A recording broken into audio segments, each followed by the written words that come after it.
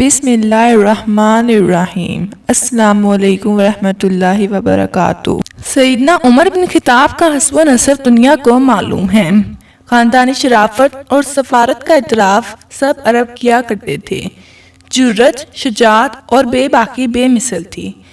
علمیت اس درجے کی تھی کہ تائید میں بار بار وحی اتری۔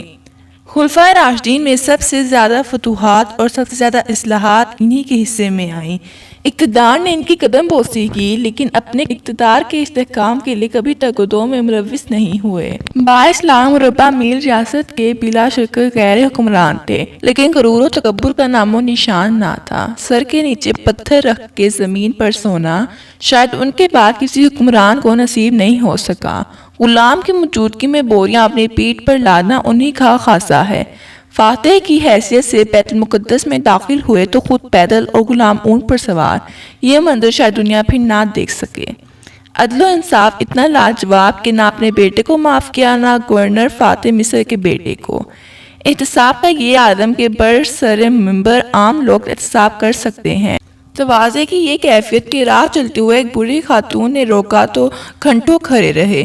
ایک خاتون نے دلیل کی قوت سے بات کی تو ریاست کی قوت بے بس ہو گئی۔ ان کی اصلاحات اور روایات پر کوئی لکھنے بیٹھے تو مواد کی کمی نہیں۔ دنیا کو انتظام الاسلام کے معنی اور معرف سے عملاً روشناس کرانے کے لیے پوری انسانیت ان کے احسان کی مرہون رہے گی۔ امیر المومنین سیدنا عمر فاروق کے عہد خلافت کے دوران آنے والی خوشحالی کو رمادہ کہتے ہیں۔ اس کا سبب یہ ہوا کہ جزیرہ نما عرب میں پورے 9 مہینے تک می کے نام سے ایک بوند نہ پڑی۔ ادھر آتش فشاں پہاڑ پھٹنے لگے جس سے زمین کی سطح اور اس کی ساری روئیدگی جل گئی اور وہ سیاہ مٹی کا ڈھیر ہو کے رہ گئی۔ جب ہوا چلتی ساری فضا گرد آلود ہو جاتی۔ اس لیے لوگوں میں اس برس کا نام ہی عام الرمادہ یعنی راکھ والا برس پڑ گیا۔ بارش کے نہ ہونے، آندھیوں کے چلنے اور کھیتوں کے جل جانے سے قحط کی صورت پیدا ہو گئی جس نے انسان اور جانوروں کو ہلاک کرنا شروع کر دیا۔ چنانچہ بھیڑ بکریوں کے ریوڑ فنا ہو گئے اور جو بچے رہے انہیں سوکھا لگ گیا۔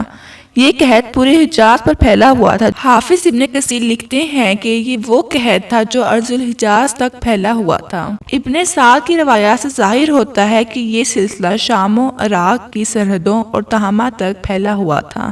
یمن بھی اس کی لپیٹ میں آ چکا تھا۔ بازار سونے پڑے تھے اور ان میں خرید و فروخت کے لیے کچھ نہ تھا۔ لوگوں کے ہاتھ میں پیسے تھے مگر ان کی کوئی قیمت نہ آتی، اس لیے کہ بدلے میں کوئی چیز ایسی نہ ملتی تھی جس سے وہ پیٹ کی آگ بجھا سکتے۔ مصیبت طویل اور ابتلا شدید ہو گئی۔ مدینے والوں کی حالت دوسروں سے بہتر تھی، لیکن بدوؤں کے پاس کوئی اندوختہ نہ تھا، اس لیے وہ شروع ہی میں بھوکے مرنے لگے اور وہ دوڑ کر مدینہ پہنچے کہ امیر المومنین سے فریاد کر کے اپنے اہل و عیال کی زندگی کے لیے روٹی کا ٹکڑا مانگے۔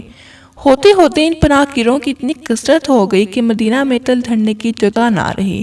اب مدینہ والے بھی آزمائش میں پڑ گئے اور بدوؤں کی طرح بھوک اور قحط نے ان پر وار کر دیا۔ اوپر سے مدینہ میں بیماری پھوٹ نکلی اور بہت سے لوگ اس کی نذر ہو گئے۔ حضرت عمر مریضوں کی عیادت کو جاتے اور جب کوئی مر جاتا تو اس کے لیے کفن بھیجتے۔ جیسے جیسے قحط میں شدت پیدا ہوتی گئی لوگوں کی قوت جواب دیتی گئی۔ مدینہ منورہ میں بیت المال میں جو کچھ موجود تھا امیر المومنین نے وہ سب کچھ تقسیم کر دیا۔ حافظ ابن کثیر فرماتے ہیں امیر المومنین کے پاس بیت المال میں جو کچھ غذائی مواد یا مال موجود تھا وہ ان میں خرچ کر ڈالا حتیٰ کہ اسے ختم کر ڈالا۔ بلا شبہ رمادہ ایک بڑی آزمائش تھی۔ امیر المومنین نے مناسب سمجھا کہ اپنے اعمال کا جائزہ لیا جائے اور قوم کو بھی اس طرف متوجہ کیا جائے۔ ابن سعد سلیمان بن یسار سے روایت کرتے ہیں رمادہ کے زمانے میں سیدنا عمر بن خطاب نے لوگوں کے سامنے خطبہ دیتے ہوئے فرمایا، لوگوں اپنے رب سے ڈرو، اپنے نفس کے بارے میں اور اپنے ان اعمال کے بارے میں جو لوگوں سے پوشیدہ ہیں۔ یقیناً تمہاری وجہ سے میری اور میری وجہ سے تمہاری آزمائش ہو رہی ہے۔ مجھے معلوم نہیں کہ اللہ کی ناراضگی صرف میرے اوپر ہے یا صرف تمہارے اوپر اور یا عمومی طور پر میرے اوپر ہے اور تمہارے اوپر بھی۔ آئیے بارگاہ الہی میں دعا کریں کہ وہ ہمارے دلوں کی اصلاح فرمائے، ہم پر رحم فرمائے اور ہم سے قحط و خشک سالی کو اٹھا لے۔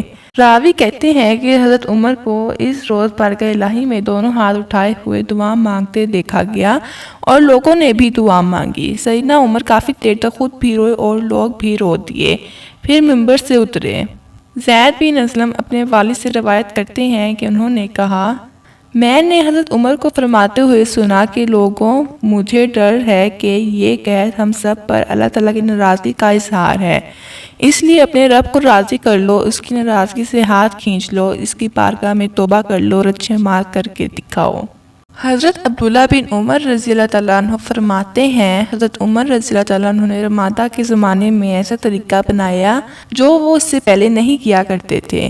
وہ لوگوں کو عشاء کی نماز پڑھا کر مسجد سے نکل کر اپنے گھر تشریف لاتے اور مسلسل نماز پڑھتے، پھر رات کے آخری پہر نکلتے، گلیوں کا چکر لگاتے۔ میں نے بہرحال رات کو سحر کے وقت ان کو کہتے ہوئے سنا، الہی امت محمد کو میرے ہاتھوں ہلاک نہ ہونے دے۔ اس بحران سے نمٹنے کے لیے امیر المومنین نے جو انتظامات کیے اور جو اقدامات اٹھائے وہ ہے امیر المومنین کی حیرت انگیز اور عدیم المثال انتظامی صلاحیت، اپنی رعایا کے ساتھ پرخلوص محبت اور خیر خواہی کا جذبہ۔ امیر المومنین رعایا کے حالات سے آگاہی حاصل کرنے کے لیے رات کے وقت خود چل کر جائزہ لیا کرتے تھے، جو بھی امداد کا مستحق ہوتا رات کی تاریکی میں ہی ضرور مدد فراہم کر دیتے۔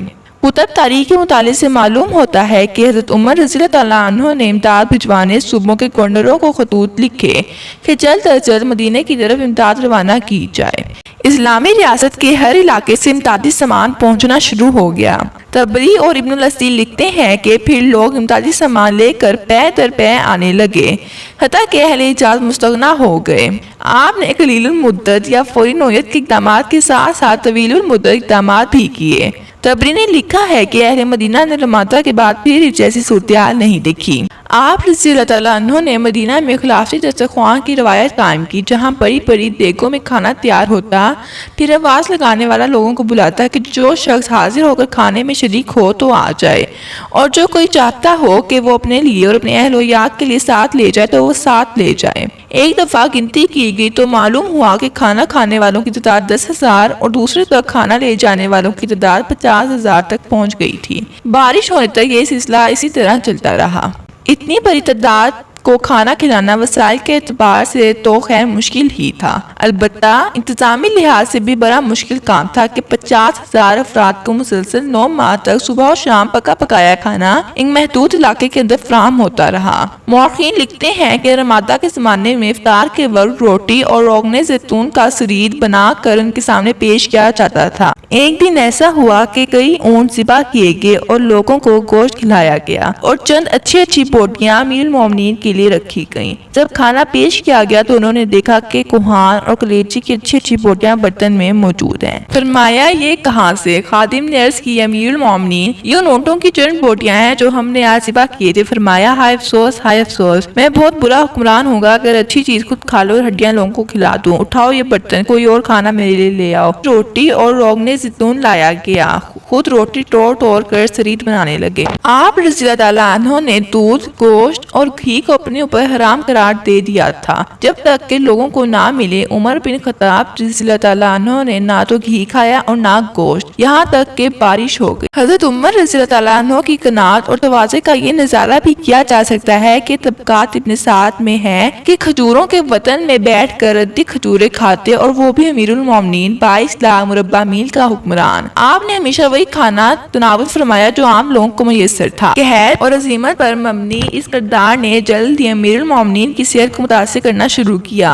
امام ابن کثیر فرماتے ہیں کہ حضرت عمر رضی اللہ تعالیٰ عنہ کا رنگ سیاہ پڑ گیا اور جسم کمزور ہونے لگا۔ اسامہ بن زید اپنے دادا اسلم کے حوالے سے روایت کرتے ہیں کہ رمادہ کے سال ہم آپس میں کہا کرتے تھے کہ اگر اللہ تعالیٰ نے یہ قحط ختم نہ کیا تو حضرت عمر رضی اللہ تعالیٰ عنہ مسلمانوں کے غم میں اپنی جان سے ہاتھ دھو بیٹھیں گے۔ صاحب ابن یزید فرماتے ہیں کہ رمادہ کے سال میں نے حضرت عمر رضی اللہ عنہ کے جسم پر تہمن دیکھا جس میں 16 پیون لگے ہوئے تھے، اور اس حال میں یہ دعا مانگ رہے تھے، الہی میری وجہ سے محمد صلی اللہ علیہ وآلہ وسلم کی امت کو ہلاک نہ فرما۔ اس عظیم آزمائش کے دوران حضرت عمر رضی اللہ تعالیٰ عنہ نے ریاسی مشینری کو تو متحرک کر ہی دیا تھا، لیکن خود بھی اس دوران ایک عام مزدور کی طرح بلکہ مزدور سے بڑھ کر کام کیا۔ بجائے اس کے کہ متاثرین قحط کو اپنے پاس بلاتے، خود ان کے پاس چل کر تشریف لے جاتے۔ ان کے کندھوں پر بوریاں لادنے کی بجائے خود اٹھا کر لے جاتے رہے اور باورچی بن کر فاقہ زدوں کے لیے کھانا پکاتے رہے۔ ایسا ایسا ہی ایک واقعہ صحابی رسول صلی اللہ علیہ وسلم حضرت ابو ہریرہ سے روایت ہے، فرماتے ہیں کہ اللہ تعالیٰ حضرت عمر رضی اللہ تعالیٰ عنہ پر رحم فرمائے، رمادہ کے سال میں نے دیکھا کہ ہاتھ میں گھی کا برتن اور پشت پر 2 بوریاں لاتے جا رہے ہیں، وہ اور اسلم اپنی اپنی باری لے رہے ہیں۔ مجھے دیکھ کر انہوں نے فرمایا ابو ہریرہ کہاں سے آ رہے ہو؟ میں نے عرض کیا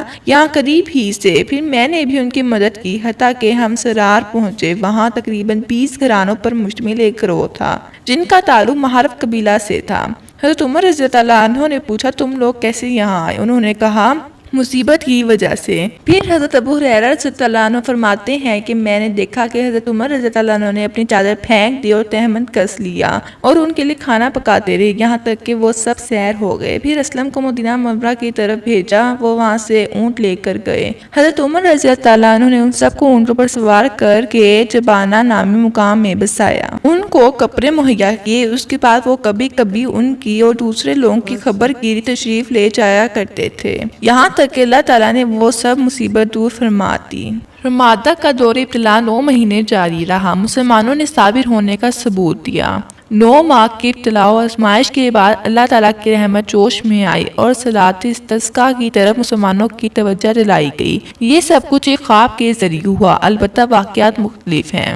حضرت عمر رضی اللہ عنہ نے کھلے میدان میں نماز استسقاء کا اہتمام کیا۔ بخاری شریف میں حدیث نبوی صلی اللہ علیہ وآلہ وسلم ہے کہ حضرت انس رضی اللہ عنہ سے روایت ہے کہ جب کبھی حضرت عمر رضی اللہ عنہ کے زمانے میں قحط پڑتا تو عمر رضی اللہ عنہ عباس بن عبد المطلب رضی اللہ عنہ کے وسیلے سے دعا کرتے اور فرماتے کہ اے اللہ پہلے ہم تیرے پاس اپنے نبی کریم صلی اللہ علیہ وآلہ وسلم کا وسیلہ لایا کرتے تھے، تو پانی برساتا تھا، اب ہم اپنے نبی کریم صلی اللہ علیہ وآلہ وسلم کے چچا کا وسیلہ بناتے ہیں تو ہم پر پانی برسا۔ انس رضی اللہ عنہ نے کہا کہ چنانچہ بارش خوب ہی برسی۔ حافظ ابن کثیر فرماتے ہیں کہ گھروں تک پہنچنے سے بھی پہلے ایسی بارش ہوئی کہ وادیاں بہہ نکلیں، سیاسی زمین دیکھتے دیکھتے سیراب ہو گئی۔ اب ان تمام عربوں کے لیے جو چاروں طرف سے آ کر مدینہ میں جمع ہو گئے تھے وہاں ٹھہرنے کی کوئی وجہ نہ رہی۔ بقول ابن سعد یعنی جب بارش ہوئی تو حضرت عمر رضی اللہ عنہ نے لوگوں سے کہا اس گاؤں سے نکلو اور صحرا جہاں رہنے کے تم عادی تھے چلے جاؤ۔ حضرت عمر رضی اللہ عنہ ان میں سے ضعیفوں کو خود اٹھاتے یہاں تک کہ وہ لوگ اپنے علاقوں میں چلے گئے۔ یہ ہے اسلام کی عظمت کہ 1400 برس قبل بھی خلافت راشدہ نے ایسی شاندار روایات قائم کی کہ آج تک دنیا اس کی مثال پیش کرنے سے قاصر ہے۔ خدا خوفی اور احساس ذمہ داری کے ساتھ مسلم حکمران اپنی رعایا کی فلاح کا بھرپور خیال رکھا کرتے۔ آج بھی ملت اسلامیہ کا اصل مسئلہ مال و دولت، قدرتی وسائل اور سائنس و ٹیکنالوجی سے بھر کر اپنی رعایا کی فلاح کی فکر، احساس ذمہ داری، خدا خوفی اور دیانت و امانت ہے، اور اس کے لیے مغرب کی طرف دیکھنے کی بجائے اپنی تاریخ سے سنہری مثالیں نکال کر انہیں اپنانا ہوگا۔ اور جب بھی مسلمانوں کا کوئی طبقہ انصاف کا خوگر ہو جائے گا، چاہے وہ سیاسی قیادت ہو یا دینی قیادت، ملت اسلامیہ کا زوال پلٹ جائے گا۔ آج کا دور ایسی ہی ذمہ دار اور خدا در مسلم قیادت کی راہ تک رہا ہے۔